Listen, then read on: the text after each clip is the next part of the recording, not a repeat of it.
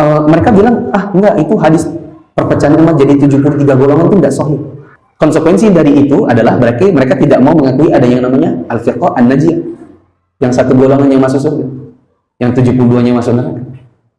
Kalau ada ahlu bid'ah mau pakai nama al-firqah an-najiyah, konsekuensinya harus mengakui hadis iftiraqul ummah yang tadi itu namanya hadis iftiraqul ummah, hadis perpecahan umat menjadi 73 golongan, mau tidak mau harus diakui sahih.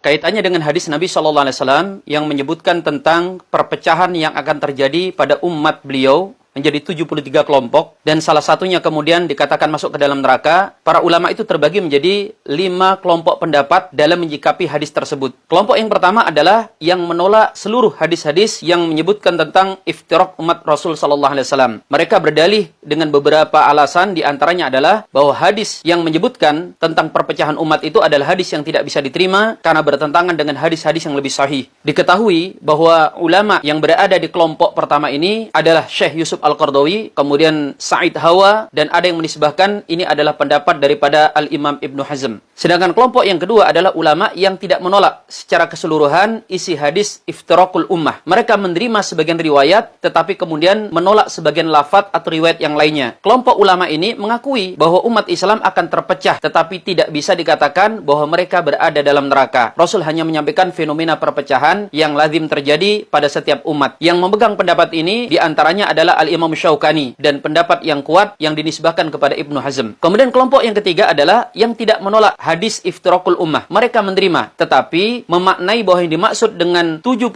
kelompok yang masuk ke dalam neraka itu adalah ummatud da'wah, sedangkan yang selamat adalah umat ijabah. Maksudnya adalah umat, tempat, dan waktu Rasulullah diutus dari kaum Nasrani, Majusi, Yahudi, dan lainnya, itu adalah ummatud da'wah, sedangkan umat Islam adalah umat ijabah. Semuanya masuk ke dalam surga kecuali yang jelas-jelas menyempal atau menyimpang. Pendapat ini diantaranya dipegang oleh Syekh Sa'id Ramadan Al-Buti. Kemudian pendapat yang keempat adalah yang juga menerima riwayat hadis tersebut, tetapi mereka memaknai dimaksud dalam hadis tersebut adalah umat ijabah, yaitu umat Islam. Namun demikian, 72 kelompok yang masuk ke dalam neraka itu adalah kelompok minoritas, sedangkan mayoritas umat Islam adalah masih termasuk ahlu sunnah wal jamaah. Pendapat ini dipegang oleh mayoritas ulama dari berbagai macam madhab dan para ulama dari berbagai macam disiplin keilmuan. Kemudian pendapat yang kelima adalah yang memaknai umat Rasul SAW itu akan pecah menjadi 73 kelompok, sebagian besarnya masuk ke dalam neraka, yang selamat hanya segelintir yang disebut dengan satu kelompok firqatun najiyah. Pendapat ini saya belum mengetahui siapa ulama madhab yang memegangnya, tetapi rasanya kita sudah bisa menebak pendapat ini dipegang oleh kelompok yang mana. Yang tahu silahkan tulis di kolom komentar.